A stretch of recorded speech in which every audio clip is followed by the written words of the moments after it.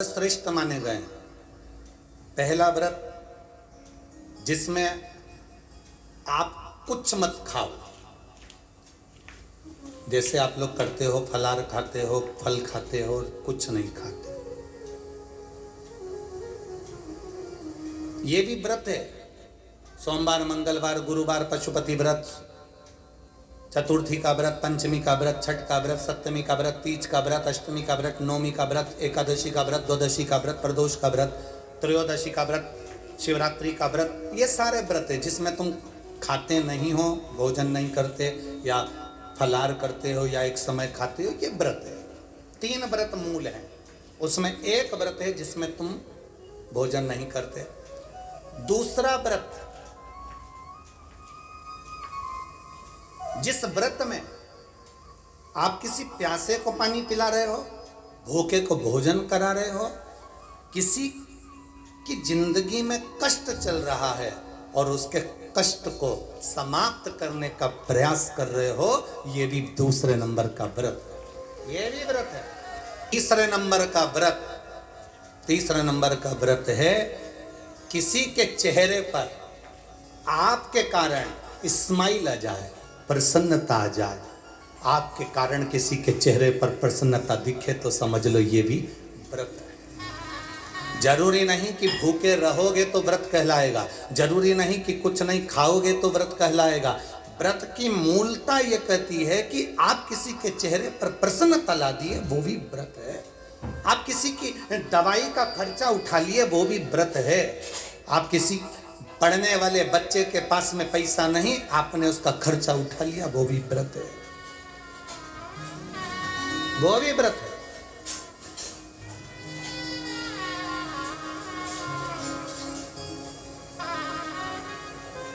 आप लोग जो विठले सेवा समिति को जो दान देते हो ना, कभी एक बार मौका लगे आपका तो सीहोर आकर, एक रजिस्टर हमारे सीहोर में रखा रहता है कार्यालय पर, उसको देखना।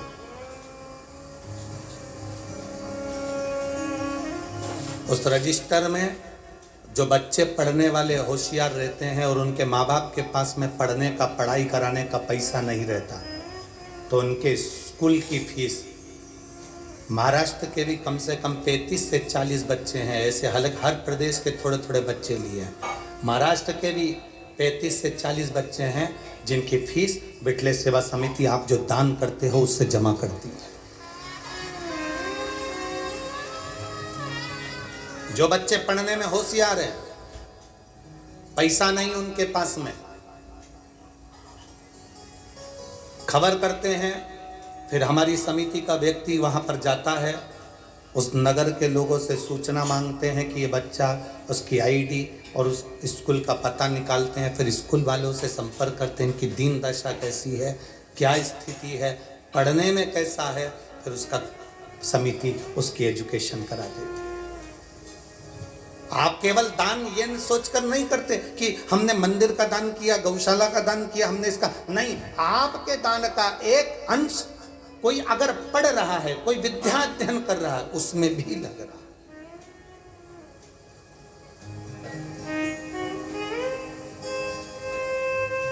है। इसीलिए हम आप लोगों को बार बार कहते हैं कि आपने अगर 1 रुपया भी विठले सेवा समिति को दिया है, 3 दान करो तो 25 बार जाकर देखो। 3 दान कौन से? पहले नंबर पर कन्यादान। कन्यादान करा है तो बेटी के घर पर जाकर देखना कि तुम्हारी बेटी सुखी है कि नहीं, कहीं बेटी को दुख तो नहीं है। दूसरे नंबर पर गौदान। गाय अगर किसी ब्राह्मण को दी है तो उसके दरवाजे पर जाकर देखो कि गौ माता की सेवा सही हो रही है कि नहीं हो रही, वरना मालूम पड़े कि गाय ने जब तक दूध दिया तब तक तो रखी, फिर मालूम पड़े कसाई के घर बेच दी। 3 दान हमेशा जाकर देखना चाहिए। पहले नंबर पर बेटी का कन्यादान करो तो कन्यादान करी हुई बेटी को जरूर जाकर देखो कि बेटी को दुख तो नहीं है। दूसरे नंबर पर गौदान। गौदान करने के बाद जाकर देखो कि गाय को सब व्यवस्था है कि नहीं, उसको चारा मिल रहा है कि नहीं, उसको पानी मिल रहा है कि नहीं मिल रहा। मालूम पड़े दूध के चक्कर में कोई लेकर चले गया, तुमने गौदान कर दिया अपने दादा परदादा के नाम से, और मालूम पड़े गाय दुखी है तो हमको दुख होगा। तीसरे नंबर पर लक्ष्मी का दान। तुमने जो दान करा है पैसे का, 1 रुपया भी अगर समिति को या किसी को दिया है तो वहां जाकर देखो कि तुम्हारा धन सही जगह लग रहा है कि नहीं लग रहा, हजारों लोग भोजन कर रहे हैं कि नहीं कर रहे हैं, वो सही स्थान पर लगा कि नहीं लगा। मालूम पड़े कटोरे में भिखारी ने पैसा लिया, शाम को जाकर मदिरा में लगा दिया, मांसाहार में लगा दिया, जुए में लगा दिया, वेश्यावृत्ति में लगा दिया, वो दान करने से कोई मतलब नहीं, उस दान का कोई मतलब नहीं। बेटी का दान करो तो 50 बार पहले जाकर देखो बेटी सुखी है कि नहीं, गौ का दान करो तो गौ माता को जाकर देखो गौ माता सुखी है कि नहीं।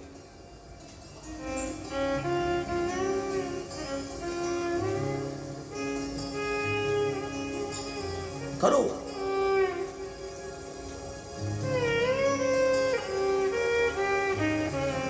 भजन करो, स्मरण करो, श्री शिवाय नमस्तुभ्यम जपो, या एक लोटा जल महादेव को चढ़ाओ। ये मत देखना कि दुनिया को अच्छा लगा कि नहीं लगा, दुनिया ने क्या कहा उससे मतलब मत रखना।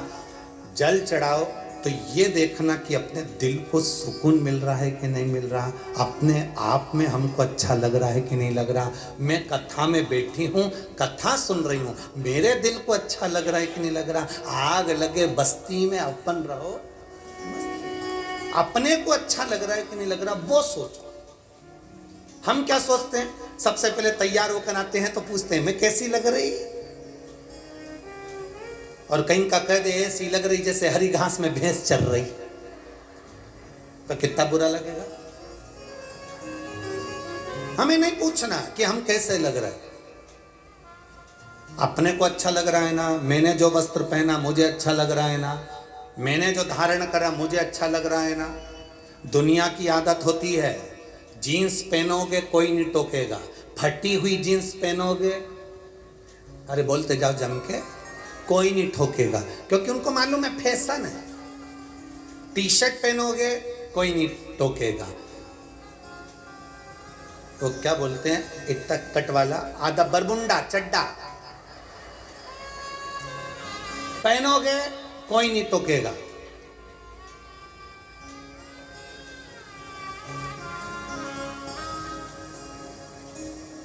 मुंह पे चाहे तुम कितना भी क्रीम पाउडर लगा लो, बोलते जाओ जम के, कोई नहीं टोकेगा। शॉपिंग मॉल में कितना घूम लो, कोई नहीं टोकेगा। पर एक दिन अगर तुमने धोती और कुर्ता और सिर पे चंदन, गले में रुद्राक्ष पहन लिया तो टोकेंगे, टोकेंगे। एक दिन तुमने अगर धोती कुर्ता पहना, सिर पे चंदन लगाया, गले में रुद्राक्ष की माला, तुलसी की माला, कंठी पहनी, तो लोग टोकना चालू कर देंगे, भगत जी, बाबा जी, महाराज जी। फिर लोग कहेंगे ये तो देखा देखी कर रहा, ये तो ढोंग कर रहा, ये तो प्रपंच कर रहा है। जीन्स पहने तो किसी ने नहीं कहा कि तुम ढोंग कर रहे हो, टी शर्ट पहने तो किसी ने नहीं कहा कि तुम प्रपंच कर रहे हो, बाल कटवा लिए तो कोई ने नहीं कहा कि तुमने क्या करा। पर तुमने जिस दिन धोती कुर्ता पहना, जिस दिन तुमने मस्तक पर तिलक लगाया, जिस दिन तुमने चोटी बढ़ाई, जिस दिन तुमने यज्ञोपवीत धारण करा, जिस दिन तुमने गले में रुद्राक्ष पहनना चालू करा, जिस दिन तुमने गले में तुलसी की माला पहनना चालू करी, उस दिन दुनिया के लोग टोकना चालू कर देंगे, ये बाबा जी बन जाएगा, ये तो पंडित जी बन गया, ये तो विद्वान बन गया, ये तो अपने आप को ऐसा बन गया, ये तो ढोंग कर रहा है, ये तो प्रपंच कर रहा है, ये तो ऐसा कलर भगवा कलर का कपड़ा धारण कर लिया। बस क्योंकि दुनिया के लोगों की आदत है सनातन धर्म पर उंगली उठाने की, दुनिया की आदत। आप बेकार जगह जाओगे कोई नहीं टोकेगा, आप मदिरा की दुकान पर जाओगे कोई नहीं टोकेगा, आप गलत जगह पर बैठोगे कोई नहीं टोकेगा। अच्छी जल चढ़ाते समय अपने दिल को अच्छा लगना चाहिए, बेलपत्री चढ़ाते समय अपने दिल को अच्छा लगना चाहिए, प्यासे को पानी पिलाते समय अपने दिल को अच्छा लगना चाहिए, भूखे को भोजन कराते समय अपने दिल को अच्छा लगना चाहिए। कथा सुनते समय अपने दिल को अच्छा लगना चाहिए, दुनिया कुछ भी कहे। लोग कहेंगे कहाँ जा रही हो, इतनी दूर, गर्मी, मेरे मन को अच्छा लगे। विश्वास, आपकी दृढ़ता होना चाहिए, भरोसा होना चाहिए। आप जितने बड़े बड़े बनते जाओ, जितने बड़े सेलिब्रिटी बनते जाओ, जितने उन्नति पर चढ़ते जाओ, जितनी जितनी तरक्की करते जाओ, उतनी उतनी नम्रता तुम्हारे भीतर होना चाहिए। अगर तुम में नम्रता नहीं है तो वो किसी काम के नहीं, शून्य है वो, शून्य। और मेरी बेटियों से निवेदन करूंगा, मैं मेरे बेटाओं से निवेदन करूंगा, तुम डॉक्टर बन जाओ, कलेक्टर बन जाओ, एसपी बन जाओ, कमिश्नर बन जाओ, डिप्टी कलेक्टर बन जाओ, तुम्हारी मर्जी पड़े एसडीएम बन जाओ, तुम कितने भी उन्नति पर चढ़ जाओ, तुम कितनी भी ऊंची सिंहासन पर बैठ जाओ, तुम मिनिस्टर, मंत्री, संतरी, कलंतरी जो बनना हो बन जाओ, पर अपनी नम्रता मत भूलना। अपनी विनम्रता रखोगे तो एक दिन तुम ऊंचे सिंहासन पर जाकर जरूर बैठोगे। विनम्रता होना चाहिए। रावण, लंकाधिपति रावण के पास सोने की लंका थी, रावण के पास में सारा वैभव था, रावण के पास में पूरा कुल था, रावण के पास में पूरा वंश था, सब कुछ था लंकाधिपति रावण के पास में, पर विनम्रता नहीं थी, नम्रता नहीं थी। खुद सिंहासन पर बैठा था, हनुमान जी को जमीन पर बिठाना चाहता था, पर हनुमान तो हनुमान है, ऊंच की सिंहासन बना के उस पे बैठे थे। हनुमान तो हनुमान, विनम्रता हो। और उसी रावण की लंका में विनम्रता दिखाई है अंगद जी ने, पांव जमाकर खड़े हो गए।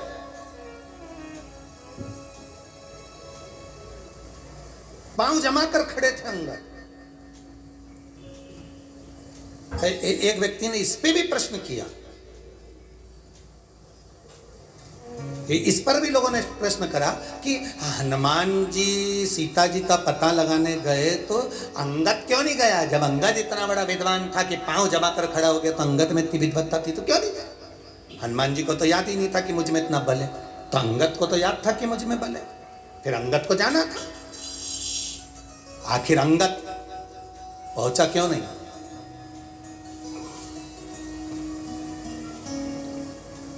माता सीता का पता लगाने के लिए अंगद क्यों नहीं गया? हनुमान क्यों गए? अरे भैया, तुमने अगर रामायण पढ़ी होगी तो तुम्हें मालूम होगा, अंगद और रावण का पुत्र अक्षय कुमार, ये दोनों एक ही गुरु के यहाँ पढ़ते थे। अंगद इतना प्रबल था कि अक्षय कुमार के मुंह पे जब तक 25 थापड़ नहीं मार देता तब तक रोटी नहीं खाता था। कौन? जम के बोलो। अंगद क्या करता था? जब तक अक्षय कुमार के चेहरे पर 25 थप्पड़ नहीं मार दे तब तक वो रोटी नहीं खाता। अक्षय कुमार रोया, बचपन का समय था, रोते रोते, बच्चों की आदत रहती है, कई कई स्कूल में पढ़ने वाले बच्चे, कई कई घर में रहने वाले बच्चे, छोटे छोटे जो बच्चे रहते हैं ना, भाई भाई, वो एक दूसरे को मार ठोक नहीं दे तब तक रोटी इनको पचती नहीं है। उसमें तुम भी हो, तुम भी बचपन में कम नहीं थे हो। सबकी माता इतना सारा पोहा बनाकर, चिवड़ा बनाकर, चिवड़ा देती थी, ये तेरा है, ये तेरा है, ये तेरा, पर तुम सब भी उसमें एक हो। इतने चतुर होते थे, जो ज्यादा वाला होता था ना वो अपनी साइड खींच लेते थे, कम वाला। माँ चाय देती थी ना तो गिलास में नपती करते थे, कौन सा ज्यादा है, कौन सा कम है। अंगद का काम, अंगद बचपन में अक्षय कुमार को 2-3 थप्पड़ मार, 25 थप्पड़ मारे जब तक रोटी नहीं खा।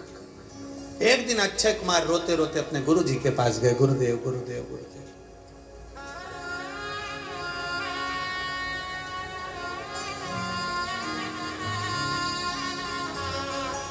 गुरुदेव ये अंगद मुझे बहुत मारता, आप रक्षा भी नहीं करते। गुरु जी ने अंगद को बुलाया, अंगद तूने इसको मारा? अंगद बोला हाँ। क्यों मारा? इसके गाल अच्छे लगते हैं तो मार देता। ये कोई बात होती है? कई लोगों की आदत रहती है, गाल अच्छे दिखते हैं तो ये कोई बात है? आज समझा रहा हूं अंगद तेरे को, आगे से अगर तूने ऐसी हरकत करी तो सोच लेना। अंगद कहने लगा जी गुरुजी। अब अंगद के तो हाथ सल पड़ा, सो रहा था अक्षय कुमार, अंगद उसके पास में जाके सो के जो 25 धड़ता था। अब अंगद के थप्पड़ मारने से अक्षय कुमार रोते रोते, आज पहली बार रोते रोते गुरु के पास गए। गुरुजी गुरुजी गुरुजी गुरुजी ने कहा क्या हुआ? अक्षय कुमार बोले कि अंगद ने फिर मारा। बुलाओ उस अंगद को। अंगद को रात्रि के समय पर बुलाकर गुरुजी ने कहा, अंगद श्राप देता हूं तुझको, अगर अब अक्षय कुमार के सामने भी पहुंच गया तो तू उसी समय पर मर जाए। शब्द सुनते से अंगद के पिता अंगद को ले गए, अक्षय कुमार के पिता अक्षय कुमार को ले गए। रावण को यह मालूम था कि अंगद बानर अगर यहां लंका में पहुंच गया और मेरे बेटे अक्षय कुमार, इसलिए रावण ने किसको भेजा था सबसे पहले? अक्षय कुमार को, क्योंकि उसको नहीं मालूम था कि हनुमान जी आए। उसको तो लगा कि सबसे वीर अंगद आया है, अंगद आया होगा तो अक्षय कुमार के सामने आते से मर जाएगा। और यह बात जामवंत जानते थे, इसलिए जामवंत ने हनुमान जी को लंका में भेजा सीता जी का पता लगाने के लिए, पर अंगद को नहीं भेजा। और हनुमान जी ने सबसे पहला काम क्या करा? अक्षय कुमार को निपटाया, क्योंकि उसको मालूम है अंगद आएगा तो पहले लाइन क्लियर करते चल।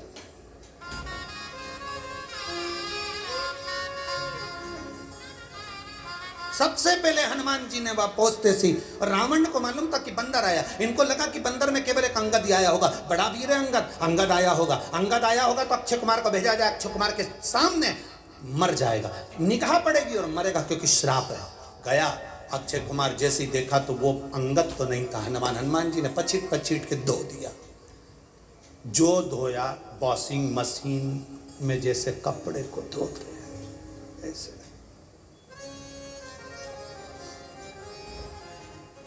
पूंछ में लपेट के घसी घसी घसी, जैसे माताएं साबुन से धोती है, फिर बाद में कूटती है, और बच जाता है तो घर में एक लकड़ी की हो।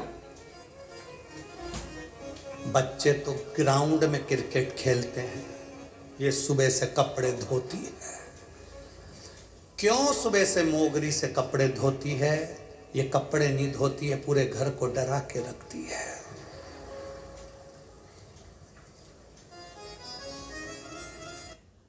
क्या आपके मल्टीविटामिन में जरूरी विटामिन हैं? रिवाइटल, इसमें है विटामिन। किसी ने हमसे पूछा एक बार कथा में, हम कहीं की कथा की बात नहीं कर रहे हैं, हम धूलिया की बात कर रहे हैं। धूलिया में एक प्रश्न किया किसी ने, गुरुजी पति और पत्नी में सबसे ज्यादा वीर, सबसे ज्यादा बोल्ड, दमदार कौन होता है? हमने कहा पत्नी। उन्होंने कहा कैसे? हमने कहा जब ब्याहने के लिए जाते हैं तो 100 से 150 बाराती जाते हैं और वो अकेली आती है, अकेली। ये 100-150 बाराती पर अकेली भारी पड़ती है। गाड़ी का गेट खोला, बैठ के और आती। किसी में दम हो तो बोल दे, अकेली। और वो 150 पे भारी, जो 150-200 आए, वो इतने 150-200 आते हैं और ये अकेली जाती है बिल्कुल शेरनी की तरह। दम।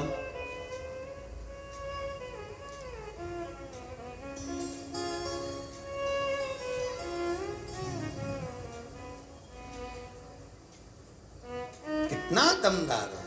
अब कोई समझे अक्षय कुमार, इसलिए उसको हटाना जरूरी था, हनुमान जी ने उसको हटाया। अब उसको समझने वाला समझे। अब रामायण में कई पात्र ऐसे होते हैं जिसको समझने की जरूरत होती है, बस व्यक्ति समझे तब तो। इतने नम्र बन जाओ कि देवाधिदेव महादेव जैसी नम्रता आपके भीतर हो। कितना दुख था मेरे शिव जी के पास। जहर का कटोरा ला कर दे दिया और कह रहे हैं पियो।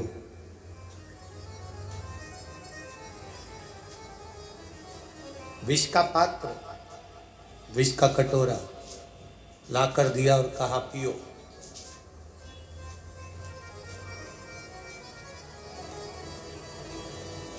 गंगा भी अगर पृथ्वी पर आ रही है तो वो कहती है कि मैं शिव की जटा में बैठूंगी।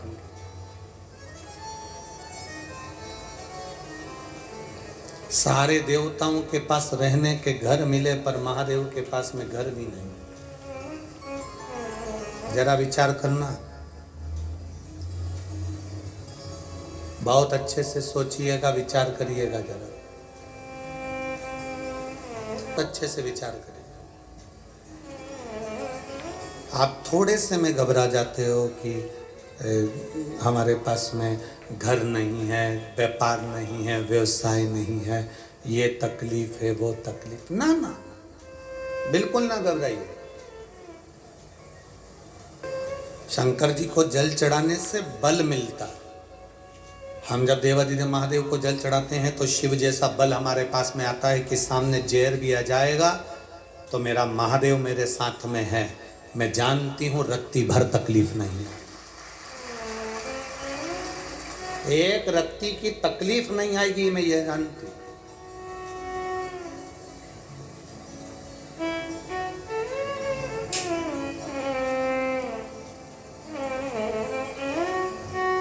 वो इसीलिए तो कहते हैं मेरे बाबा दया करना, मैं तेरे भरोसे हो। भोले बाबा दया करना, मैं तेरे भरोसे ना घर के भरोसे हो, ना परिवार के भरोसे हो, ना घर के भरोसे हो, ना परिवार के भरोसे हो। मेरे बाबा दया करना, मैं तेरे भरोसे हूँ। भोले बाबा दया करना, मैं तेरे भरोसे हूँ। हम उसके भरोसे रहें, हम उसके आश्रित रहें। एक बात अपनी जिंदगी में उतार कर रखना, जितने लोग आस्था चैनल पर कथा सुन रहे हैं, जितने फेसबुक यूट्यूब पर सुन रहे हैं, जितने यहाँ पंडाल में सुन रहे हैं, सतयुग में हजारों वर्ष तक तप करना पड़ता था, तब भगवान प्रसन्न होता था। त्रेता में हजारों अश्वमेध यज्ञ, सोम यज्ञ करना पड़ते थे, तब भगवान प्रसन्न होते थे। द्वापर में खूब पूजन पाठ करना पड़ता था, तब भगवान प्रसन्न होते थे। पर कलयुग केवल एक ऐसा है जिसमें भगवान का नाम लिया जाए और एक लोटा जल महादेव को चढ़ाया जाए तो भगवान प्रसन्न हो जाते। लोग कहते हैं कथा के पंडाल में बैठकर क्या मिलता है। हम कहते हैं बैठकर दिल से अगर प्रार्थना करी है तो अगली बार फिर कथा के पंडाल में तुम बैठे मिलोगे, उसकी कृपा से, उसकी करुणा से।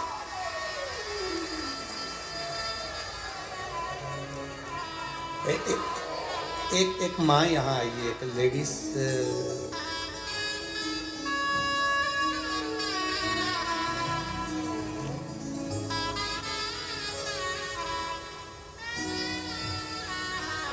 यवतमाल से कोई महिला यहाँ पर आई है। उनके बेटे ने पत्र लिखा है, प्रेम राजेश गौर ने पत्र लिखा है, यवतमाल से मेरी माँ, उसकी एक मन की मुराद थी जो आकोला की कथा में बाबा ने पूरी कर दी, तो वो यहाँ यवतमाल से पैदल चलकर आई है। कहीं बैठी हो तो हाथ हिला सकती है। प्रेम राजेश गौर, जिनके 15 साल का बेटा है, उनकी माता यहाँ यवतमाल से पैदल चल के 2 दिन में पहुँची हैं। कहीं बैठी हो तो हाथ हिला सकते, अगर कहीं बैठी हो तो हाथ हिला सकते। शिव तत्व है, कहाँ है?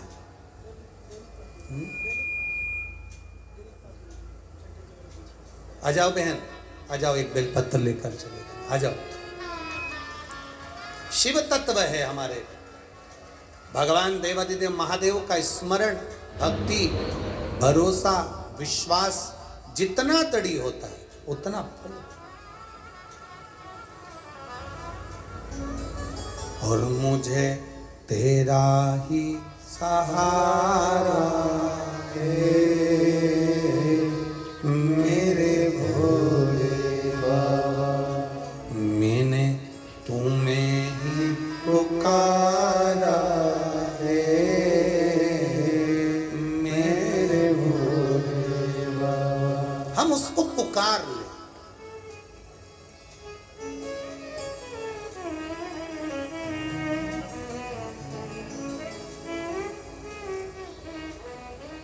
आज एक बात कहें, आप लोग स्वीकार करना, अगर बन सके तो अपने भीतर उतारो। जिस दिन आप मंदिर ना जा सके उस दिन कोई जल का पात्र लेकर, लोटा लेकर मंदिर जा रहा हो तो हमारे मुख से हम उसको उपत कर, भले हम नहीं भी बात करते हैं तो भी हम उसको हाथ जोड़कर कहें श्री शिवाय नमस्तुभ्यम। कारण हम नहीं चाह रहे, पर हमने जो मंत्र बोला है, हमने जो जाप किया, हमने जो बोला, वो जल के पात्र में उसकी तरंग पड़कर वो जा। एक तालाब में जाना, तालाब कुआं बावड़ी देखना, और उसमें एक छोटा सा पत्थर उठा के पटक दो। पत्थर पटकोगे तो क्या होगा, वो उसमें एक लहर उठेगी। देखा है आप लोगों ने, एक लहर उठती है, वो लहर आगे बढ़ते बढ़ते बढ़ते बढ़ते बढ़ते बढ़ते जाती है और आखिरी में वो लहर एकदम तालाब की बिल्कुल आखिरी सिरे तक पहुंच जाती है और फिर वहां से वापस टकरा कर धीरे धीरे वो लहर का तरंग हल्की सी उस पत्थर तक आती है। शिव महापुराण की कथा कहती है, जल का पात्र लेकर जाते समय हम जब श्री शिवाय नमस्तुभ्यम कहते हैं तो पानी में एक तरंग उत्पन्न हो जाती है, और वो तरंग जब देवादिदेव महादेव को चढ़ती है तो उसका फल श्री शिवाय नमस्तुभ्यम कहने वाले को मिलता ही है। भले जल किसी ने भी चढ़ा, जल को ही भी चढ़ा। बोल बम का नारा है, सारी समस्या का हल एक लोटा, एक सुख अपने भीतर, आनंद का पल उसमें आता है।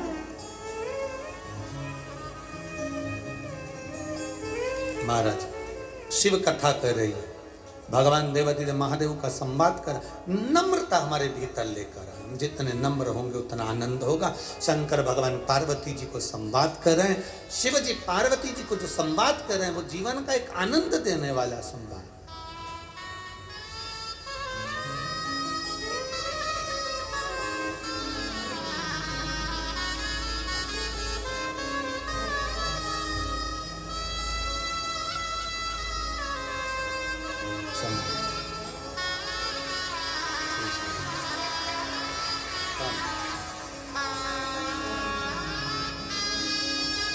यवतमाल से पैदल चलकर कथा के पंडाल तक पहुंची हैं। एक बार जोरदार ताली बजाकर स्वागत वंदन अभिनंदन। बाबा देवादिदेव महादेव से जो मांगा था वो बाबा ने दे दिया, तो पैदल। ये शिव कृपा, ये शंकर की उदार,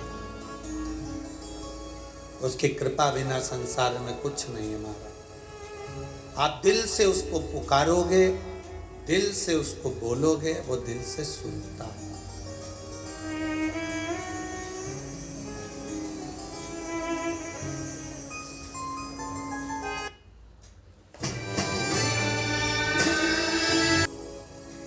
कैंसर था और पूरे शरीर में फैल चुका था, डॉक्टर ने समय दे दिया था। आज बाबा की कृपा से पूर्ण तरह से रिपोर्टें मिल आ रही हैं। यही शिव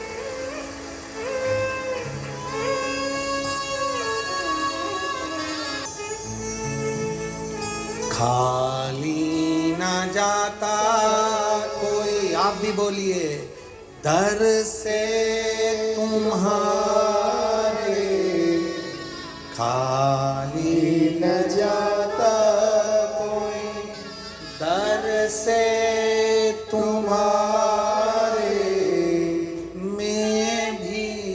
खड़ी हो बाए बसाए, अपने हृदय से लगा लो गिरा जा रहा हो, उठा लो भोले अपने दर से अब तो न टालो, गिरी जा रही हो, उठा लो। जितनी नम्रता उतनी नम्रता अपने भीतर रखिए, सहजता रखिए, सरलता रखिए। बहुत ऊंचे पहुंच जाने पर नम्रता मत भूलिए। केवल एक बानर ऐसा है वाल्मीकि रामायण में जिसका नाम दुविध कहा गया, राम जी उसको लेकर नहीं गए, उसको अवध नहीं ले गए। वो दुविध बानर वो अवध नहीं गया, कारण केवल एक काम करता था वो गलत। सारे बानरों को समझाया गया कि देखिए किसी को कोई कष्ट नहीं देना, युद्ध के मैदान में सब युद्ध लड़े तब तुम लड़ो, युद्ध के मैदान में जब युद्ध लड़ा जाए तब अच्छे से लड़ो, पर बाकी के समय पर तुम बेर मत रहो। आज के जमाने में एक गांव से आमदार खासदार के दो व्यक्ति खड़े हो जाते हैं, लड़ाई होती है, झगड़ा होता है। शिव पुराण कहती है युद्ध लड़ो, चुनाव का समय आए तो चुनाव लड़ो, पर पूरे साल 2 साल 4 साल 5 साल तक उसको दिल में बिठा कर मत रखो कि ये हमारा द्रोही है, ये हमारा दुश्मन है, ये दिल में बिठा कर नहीं रखना।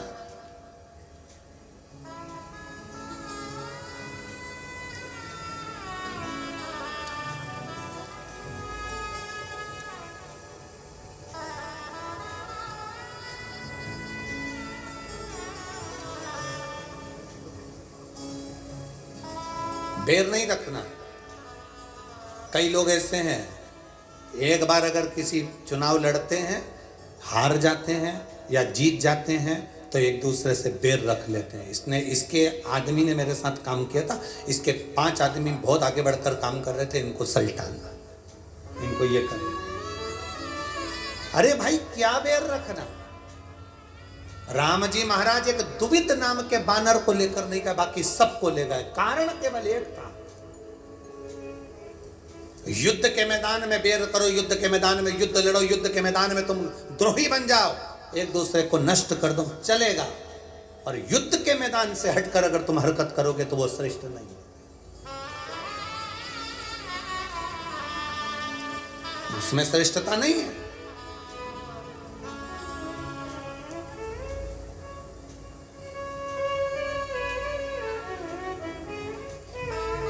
अरे भाई बड़ी विडंबना है, भाई भाई का द्रोही हो गया, बहन बहन की द्रोही हो गई, परिवार परिवार का द्रोही बन गया। किस चीज के लिए? धन सत्ता वैभव प्रतिष्ठा के लिए। सेठ 40 करोड़ कमाने वाला भी मरता है तो उसके ऊपर जो सफेद कपड़ा उड़ाया जाता है वो किसी ब्रांडेड कंपनी का या रेमंड का नहीं होता है। घर के लोग रोने में लगे रहते हैं, मोहल्ले के लोग तैयारी में लगे रहते हैं, और परिवार वालों से कह दिया जाता है उस दुकान पे चले जाओ और कपड़ा लिया, और कपड़े की दुकान पे से कपड़ा लाया जाता है, उसकी तो गाड़ी भी नहीं बनाई जाती, ऐसे ही मरोड़ के दे दिया जाता है। और बिना नाप के अभी तक जितने कपड़े लेकर आए, double XL, 1 XL, triple XL, ये एक्सल, 42 नंबर, 10 नंबर, 15 नंबर ऐसे लाए। अब बिना नंबर के, बिना एक्सल के वहां तो बस गए, कहा मुर्दे के लिए कफन दे दो, और कफन का कोई नाप नहीं, नपा नपाया है, दे दिया, ले जाओ, उड़ा दिया। कितनी सत्ता में जी रहे हो, कितने अहंकार में जी रहे हो। मेरा धन, मेरा वैभव, मेरी प्रतिष्ठा, मैं नहीं बोलूंगा, मैं नहीं चलूंगा, मैं नहीं करूंगा, मैं नहीं जाऊंगा, मैं नहीं आऊंगा।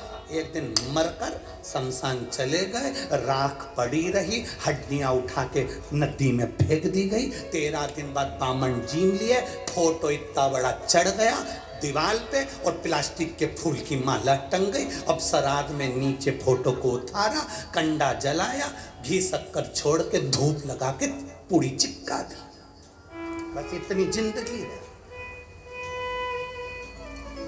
प्रेम रखिए, वात्सल्यता रखिए, स्नेह रखिए,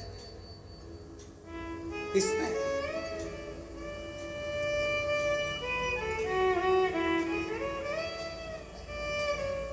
नामदेव जी, संत तुकाराम जी, रामकृष्ण परमहंस जी, स्वामी विवेकानंद जी, मीराबाई, कर्माबाई, प्रहलाद, ध्रुव, ये सब क्या करोड़पति थे?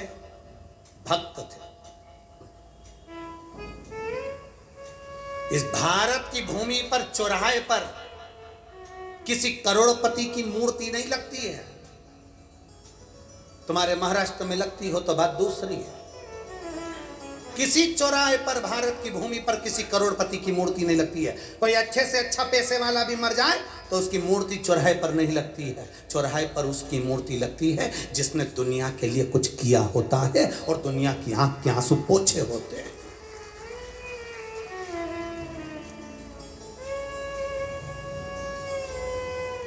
फिर चाहे वो कोई भी हो, वो ये नहीं देखा जाता कि कौन धर्म का है, कौन संप्रदाय का है, किस वर्ण का है, कौन है, कोई नहीं देखा।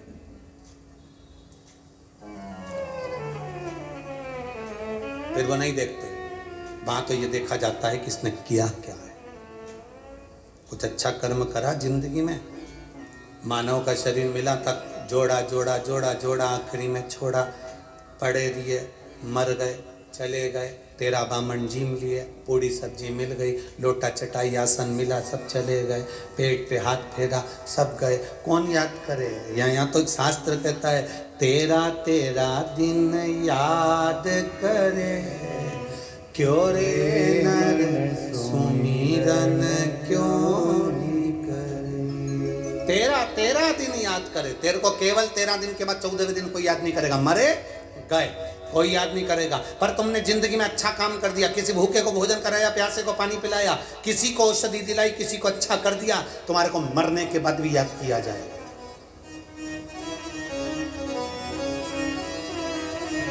मरने के बाद भी याद किया जाएगा। क्यों? आज लोग कह देते सियोर वाले महाराज को लोग याद करते। क्यों याद करते? सियोर वाला महाराज आके आपको करोड़ों रुपए दे दिए क्या? लखपति बना दिया क्या? आपको अंबानियां दे दी क्या? सियोर वाले महाराज ने अपनी जेब में से निकाल के तुम्हें 500 का नोट दे दिया क्या? नहीं, सियोर वाले महाराज ने कुछ नहीं दिया, पर एक चीज दी है, आपके अंदर शंकर की भक्ति का बल दिया और आपका विल पावर मजबूत कर दिया कि आपके अंदर शिव भरा है, आपके अंदर शंकर समाया है, आपके अंदर शिव तत्व है, तो आपको घबराने की जरूरत नहीं है। और जब जब व्यक्ति घबराता है तब कोई संत, कोई सदगुरु आता है। नामदेव जी महाराज को जब ओरना नगनाथ के मंदिर से बाहर फेंका गया, तब गुरु नानक देव जी ने आकर उनको बल प्रदान करा। तुम में बल है नामदेव, भगवान का भजन करो तो मंदिर का गेट भी बदल जाएगा। बदला। गुरु नानक देव जी के कहने पर नामदेव जी ने जो भजन करा तो मंदिर का गेट बदल गया।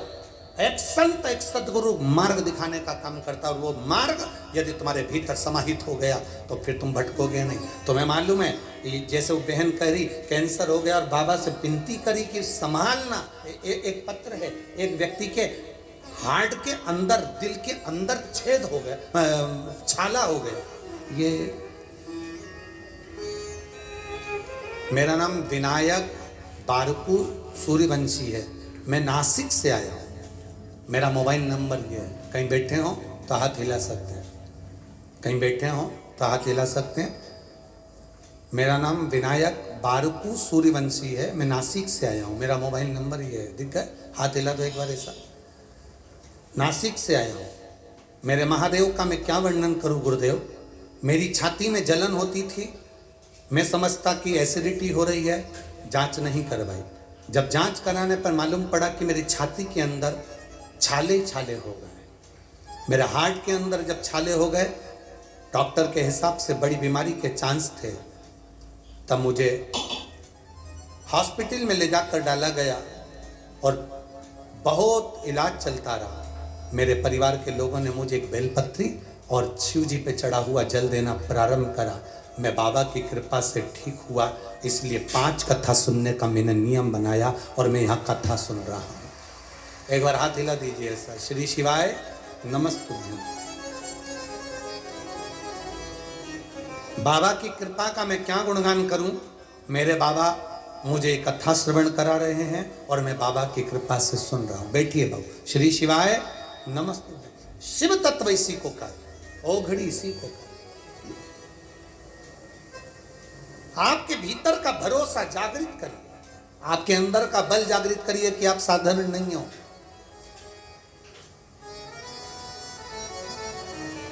लोग रोते हैं, कहते हैं हम बड़े दुखी हैं, बड़े दुखी हैं। काहे को दुखी हो? अपने मन से दुखी हो। कुछ भी नहीं है हमारे पास में, मत होने दो। शरीर तो भगवान ने दिया है, मेहनत करिए। 3 चीजें महादेव से ले लो। मस्तिष्क पर गंगा रखो, मतलब भेजा, बोलो जम के, ठंडा रखो। दूसरा, महादेव से गुण लीजिए, ज्यादा मत बोलो। शिव जी मौन होकर बैठे रहते हैं, मतलब अपनी जीवान को मीठा रखो। भेजा, जम के बोलो जरा, ठंडा रखो, जीवान मीठी रखो। और शंकर जी से तीसरी चीज ले लो, उन्होंने सुदर्शन चक्र अपनी उंगली पर नहीं रखा, भगवान नारायण को दे दिया, भगवान नारायण को दिया। और एक चक्र और था महादेव के पास, उन्होंने अपने पांव में रखा। शिव जी कहते तीसरी चीज रखो, अपने पांव को चक्री बनाकर रखो। जो मेहनत करने के लिए दौड़ता रहता है वो एक दिन तरक्की पा ही जाए। क्यों मिला है? 3.5 करोड़ रोम छिद्र ये मानव के शरीर को दिए, तो क्यों दिए, किस लिए? कभी आपने कल्पना करी कि कितना विचित्र शरीर भगवान ने बनाया, जो शरीर संसार में कोई नहीं बना सकता। रोबोट बना सकते हो, प्लास्टिक के पुतले बना सकते हो, फाइबर के पुतले बना सकते हो, सब शरीर बना सकते हो, पर मानव का शरीर बनाना बहुत कठिन है। कितना विचित्र शरीर है। खूब मेहनत करो, खूब मेहनत करी तो शरीर में से पसीना निकलना प्रारंभ हो गया। बोलो निकला कि नहीं निकला? आप रोड पे से चलकर यहाँ तक आते हो, आप इतनी पैदल चलकर आते हो तो आपके शरीर में से पसीना निकलता है कि नहीं निकलता? बोलो तो जम के, निकलता है ना। जब शरीर में से ये पसीना बाहर निकल रहा है, अब कोई से तुम पूछो कि ये पसीना कहाँ से निकल रहा है, तो कहेंगे ये हमारे जो ये 3.5 करोड़ रोम छिद्र हैं, इन 3.5 करोड़ रोम छिद्र में से ये पसीना बाहर निकल रहा है। मतलब शरीर में ये 3.5 करोड़ जो रोम छिद्र हैं, इसमें से पसीना निकलता रहता, इसमें से पसीना निकल रहा।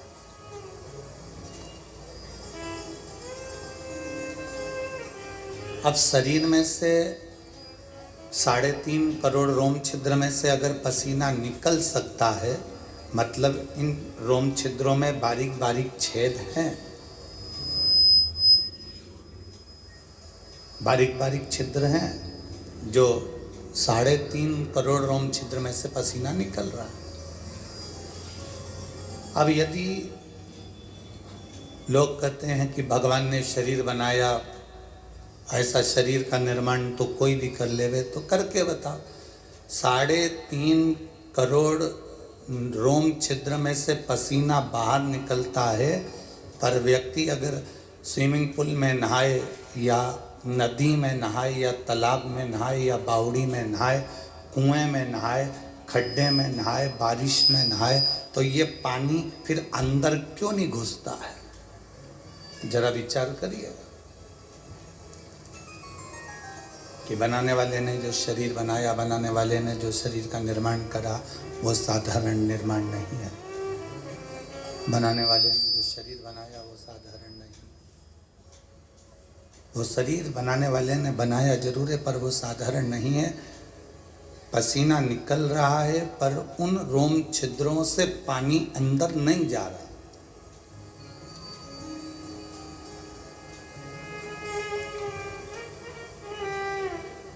एक दुर्वा की डिजाइन अलग है, पीपल के पत्ते की डिजाइन अलग है, आम के पत्ते की डिजाइन अलग है, केले के पत्ते की डिजाइन अलग है। संपूर्ण डिजाइन जितनी इस तलातल रसातल इस पृथ्वी पर मेरे बाबा को करना थी, भगवान को करना थी, ईश्वर को करना थी, उतनी डिजाइन उसने करी है।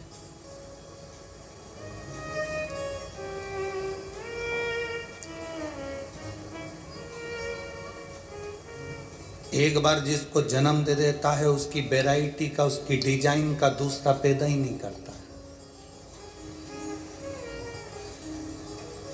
माता के गर्भ से भी 4 बच्चे जन्म लेते हैं, 5 बच्चे जन्म लेते हैं, तो एक जो जन्म ले लेता है उसकी डिजाइन का दूसरा पैदा नहीं होता। आप रंगोली बना बना कर थक जाओगे, आखिरी में तुम्हारी वही रंगोली वापिस आ जाएगी जो रंगोली तुमने पहले बनाई है, जिस रंगोली का निर्माण तुमने पहले करा है, वही रंगोली तुम्हारे सामने आ जाएगी। फिर वापिस तुम वही रंगोली बना लोगे, वापिस वही की वही रंगोली। कोई कपड़ा बनाया है, वो कपड़े की डिजाइन वापिस पलट कर आ जाएगी। कोई हार बनाया है, वो हार की डिजाइन, पुरानी डिजाइन वापिस नहीं आ जाएगी, नई वापिस पुरानी हो जाएगी।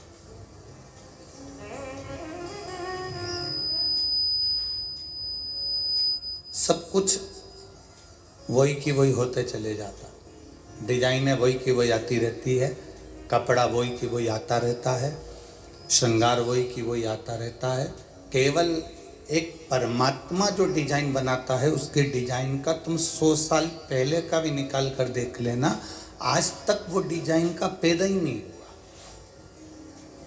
जो एक बार डिजाइन बनाई, उस डिजाइन के बाद में दूसरी डिजाइन नहीं बनाई।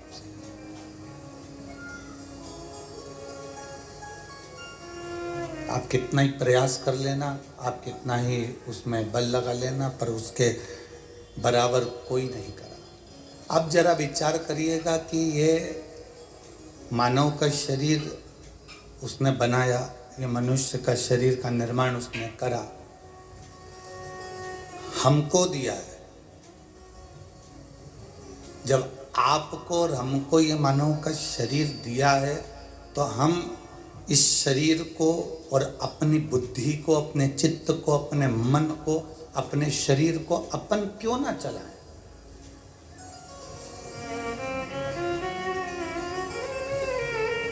आप में से कितने लोग हैं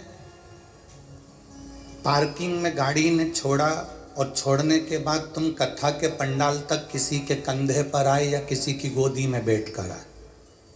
कोई बैठ कर आया? जम के तो बोलो। नहीं आए ना? काय से आए यहाँ तक? अपने, जम के बोलो, अपने पैरों से। जब अपने पैरों से हम मंजिल तक पहुँचते हैं, अपने पैरों से चलकर हम मंदिर तक पहुंचते हैं, अपने पैरों से चलकर हम बाजार तक पहुंचते हैं, अपने पैरों से चलकर हम गुरुद्वारे तक पहुंचते हैं, अपने पैरों से चलकर हम गुरु की चौखट तक पहुंचते हैं, अपने पैरों से चलकर हम तीर्थ तक पहुंचते हैं, तो फिर गैरों के कहने पर हम मंदिर जाना क्यों छोड़ देते हैं? किस लिए?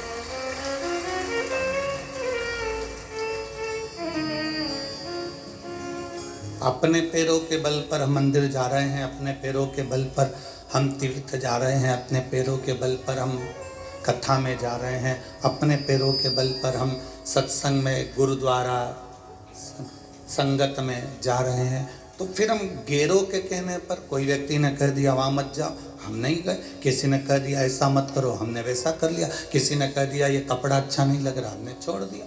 किसी ने कह दिया तुझे ये हार अच्छा नहीं लग रहा, तुमने छोड़ दिया। किसी ने कह दिया तू रोज रोज मंदिर जाती है, अच्छा नहीं लग रहा, तो तुमने छोड़ दिया। गैरों के कहने पर हम परमात्मा का भजन क्यों छोड़ें?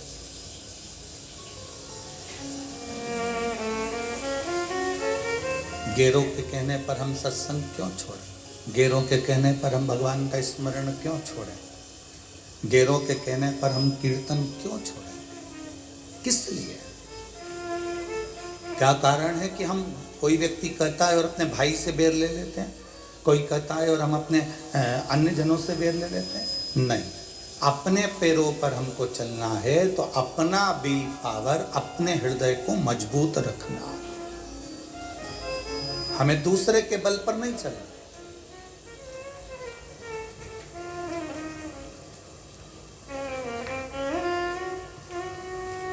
आप इतने सारे बैठे हो, लाखों की संख्या में आए हो, आपसे पूछें किसी दूसरे ने चबाकर तुमको रोटी दी, मुंह में चबाकर, और तुमने वो खाई क्या? अरे बोलो तो जम के, नहीं खाई ना। किसी ने मुंह में रोटी रख ली, कुरकुरा रख लिया, वेपर्स रख लिया, टॉफी रख ली और मुंह के अंदर चबाई खूब जोरदार, रोटी को, सब्जी को, भिंडी को, आलू को खूब चबाया और चबा कर तुमको दिया कि ले तू खा ले। तुमने खाया? नहीं खाया। क्या कहोगे? नहीं, हम नहीं खा सकते, ये बेकार है, ये झूठा है, छोड़ो इसको, हमें नहीं खाना।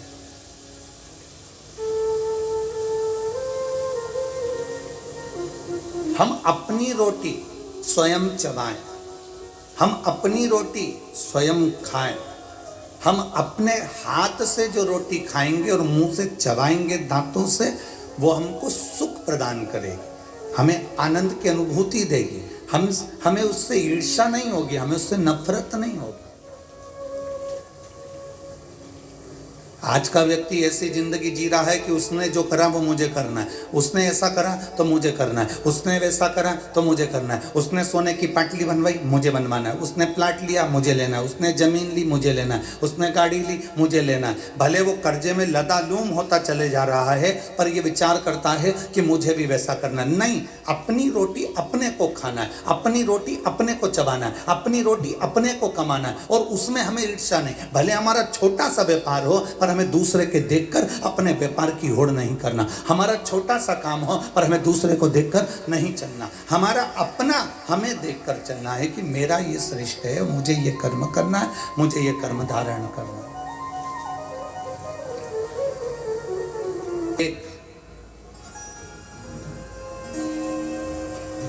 रामचरितमानस में केवल एक बंदर ऐसा था, एक बानर ऐसा था जिसको राम जी, लंका से राम जी महाराज सारे बानरों को लेकर अयोध्या गए थे, बस केवल एक बानर ऐसा था जिसको राम जी लेकर नहीं गए थे।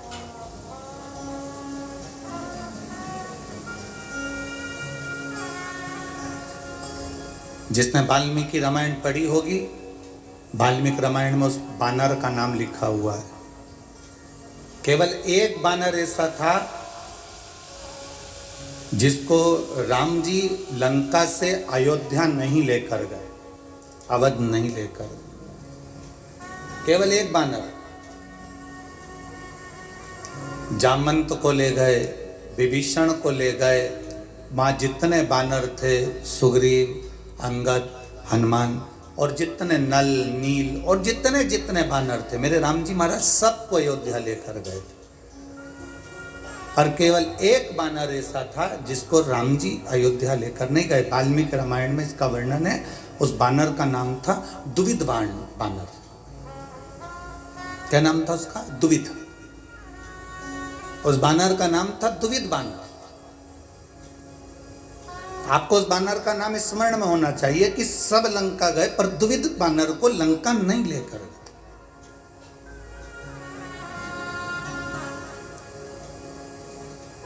कारण क्या था? ऐसा द्विविध बानर ने कर क्या दिया था कि राम जी उसको लंका लेकर नहीं गए? वो बानर करा क्या था? उस बानर ने हरकत क्या कर दी थी जो मेरे राम जी सारे बानरों को गले से लगाते हैं, सारे बानरों को हृदय से लगाते हैं, सारे बानरों को लेकर अवध तक जाते हैं, अयोध्या तक जाते हैं, पर द्विविध बानर को लेकर लंका तक नहीं, लंका से अवध तक नहीं गए। कारण क्या? कभी आप भी विचार करो, पूरे गांव के लोग, पूरे बनी के लोग, पूरे यवतमाल जिले के लोग, पूरे चंद्रपुर जिले के लोग वनी में शिव महापुराण की कथा में जा रहे हैं, आप कथा तक नहीं पहुंच पा रहे, तो कभी विचार करा कि मैं इतना व्यस्त क्यों, मेरे को टाइम क्यों नहीं मिल रहा? मैं आखिर 7 दिन की कथा में एक दिन भी कथा के अंदर हाजिरी लगाने नहीं जा पाया, मैं एक दिन भी अपना घर छोड़कर कथा में नहीं जा सकी, मैं जरा सी मेहनत नहीं कर सकी कथा में जाने की, तो आखिर मैंने सब कौन सा पाप कर्म कर दिया था? मैंने सब क्या कर दिया कि अपने नगर में कथा हो रही है, अपने क्षेत्र में कथा हो रही है, और मैं 2 कदम चलकर परमात्मा के द्वार तक नहीं जा पाई? दुनिया के लोग हरिद्वार जाते हैं, दुनिया के लोग गंगा सागर जाते हैं, दुनिया के लोग प्रयाग जाते हैं, दुनिया के लोग प्रयागराज का त्रिवेणी का स्नान करने जाते हैं, दुनिया के लोग कैलाश का दर्शन करने, महादेव का दर्शन करने के लिए सोमनाथ केदारनाथ जाते हैं, और मेरा 12 ज्योतिर्लिंग स्वयं बनी में आ गया और मैं अपना घर छोड़कर नहीं जा सकी। आखिर मेरा पाप कर्म कौन सा है? मेरे अंदर वो कौन सा पाप कर्म समाहित हो गया कि मैं परमात्मा के दरवाजे तक नहीं जा सकी, मैं भगवान की चौखट तक नहीं जा सकी, मैं भगवान के दरवाजे तक नहीं जा सकी। अगर प्रभु कृपा करे, कभी विचार करना, वो जो नहीं आए कथा में वो भी विचार करना कि हमारा पाप कौन सा था। और जो कथा में पहुंच गए, आप लोग इतनी संख्या में कथा में आए हो, कथा में आकर बैठे हो, आप भी विचार करना कि हमारे कौन से पुण्य प्रबल हो गए थे जो बनी में हम शिव महापुराण की कथा में पहुंच गए। कौन से जन्म का पुण्य प्रबल होता है जो जीव आपके दरवाजे तक पहुंचता है? शिव महापुराण की कथा कहती है, भगवान देवादिदेव महादेव माता पार्वती जी से कहते हैं, पार्वती जी मैं एक जन्म की बात नहीं करता, 84 लाख योनियां जो मानव के शरीर को मिली है, और उस मानव के शरीर में जीव जन्म लेने के बाद शिवालय के दरवाजे पर, चौखट पर, उसके आसपास एक जन्म नहीं 71 जन्म भ्रमण करता है, तब जाकर मनुष्य शंकर के शिवालय तक मनुष्य देह धारण कर पहुंच पाता है। एक जन्म की बात नहीं है, यहाँ पर 71 जन्म निकल गए। 84 लाख योनियों में से 71 योनियां, 71 जन्म ऐसे होते हैं जिन 71 जन्म में हम शिव के करीब में रहते हैं, भगवान के नजदीक रहते हैं, भगवान के करीब।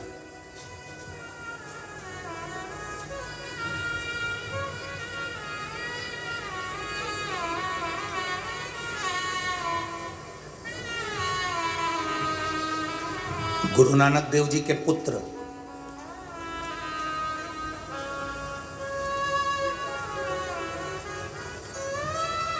गुरु नानक देव जी के बेटे ने भी एक बार गुरु नानक देव जी से कहा था, सत्संग में मन लगना और नहीं लगना, इन दोनों में अंतर क्या है?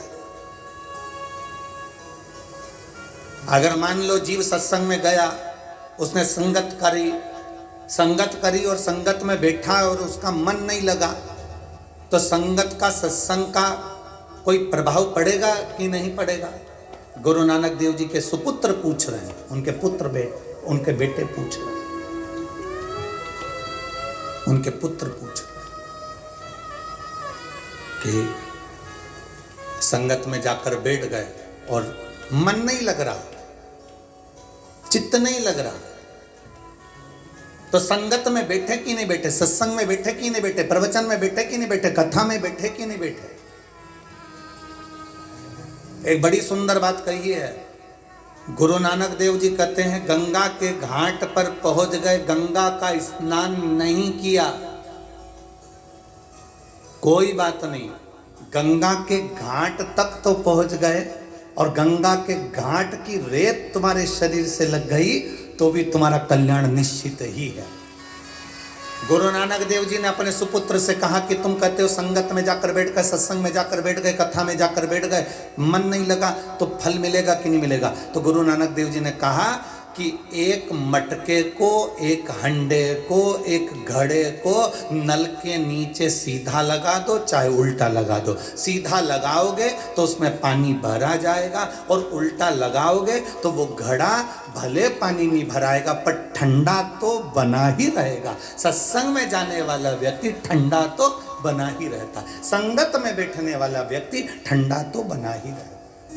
भले उसमें कुछ भराए ना भराए, उसमें कुछ जाए ना जाए, वो कुछ ग्रहण करे ना करे, पर अगर जब तक वो कथा में बैठा है, जब तक वो सत्संग में बैठा है, संगत में बैठा है, तब तक वो ठंडा।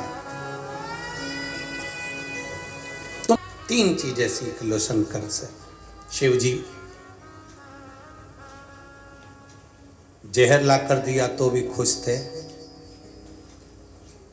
सती पत्नी मर गई चली गई तो भी खुश थे,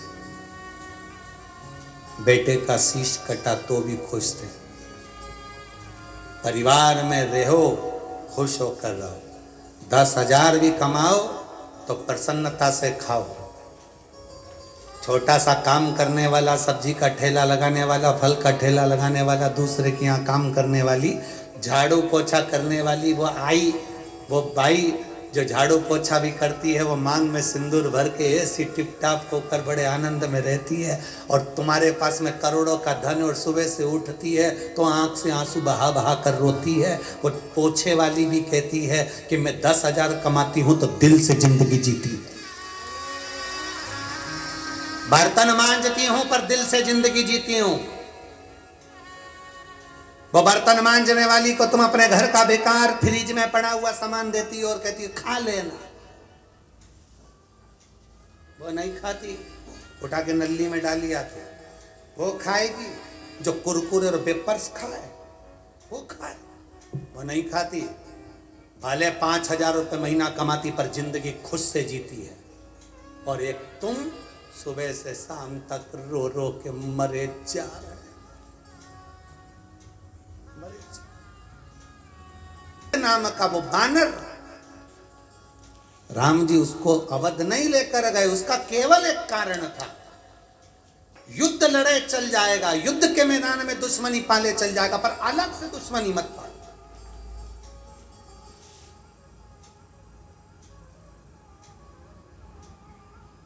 कई लोग ऐसे होते हैं, कहाँ कथा कौन करा रहा है? जायसवाल जी? नहीं, हमारी तो उनसे बनती नहीं, हम कथा में नहीं जाएंगे। मत जा, भगवान बैठ गए प्रश्न।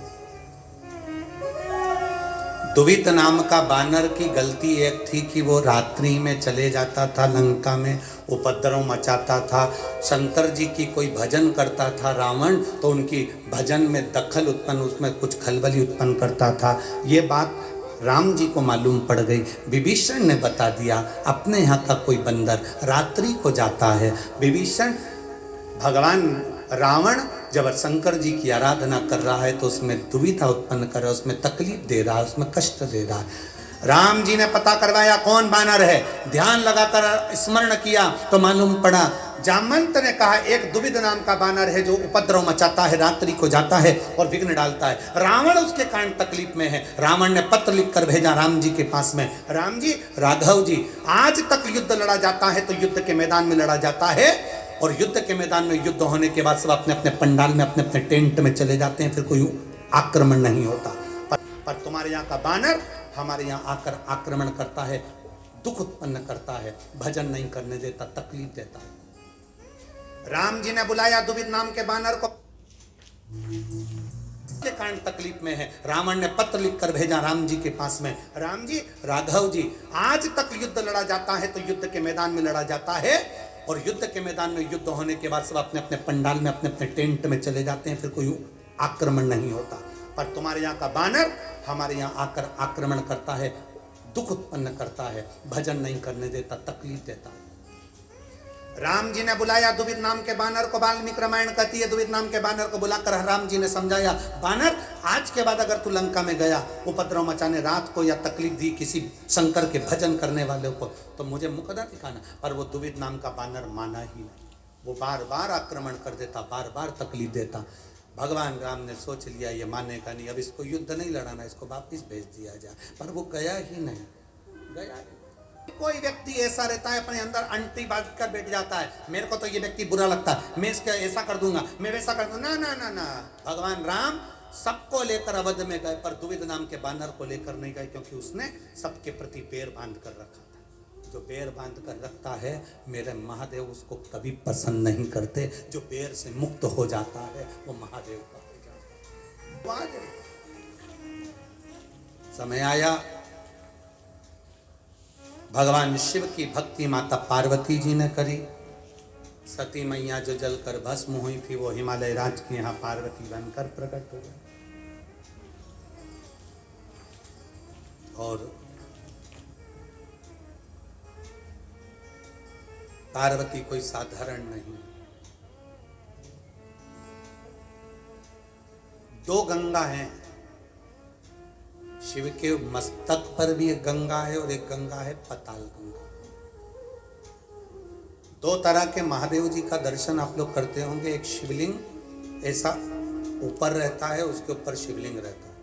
एक शिवलिंग बिल्कुल चपटा, एकदम फ्लैट, एकदम ऐसा रहेगा, जमीन पर एकदम लगा रहेगा, एक वो शिवलिंग होता है।